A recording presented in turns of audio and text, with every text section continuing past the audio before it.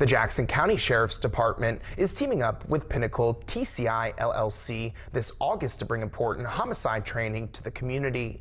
The training is titled A Grim Look at Death, and Homicide Investigations. Members of law enforcement who sign up will get training in several topics, including child death investigations, staged death scenes, interview techniques, and more. Jackson County Sheriff Ross Mellinger says the cases of child death on the rise. This training gives them a leg up in making sure these grim situations are given the justice they deserve.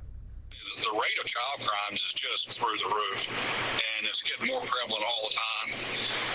And I just have a soft spot for the child crimes, and to be able to stay on top of that, with technology these days, it's a whole lot easier for people to try to get around and circumvent these investigations. So we have to be on our A game to try to counter that. The training is available to law enforcement agencies anywhere. Mellinger says agencies will travel from all over the country to participate. The event will take place August 3rd through the 5th and does cost a fee to register.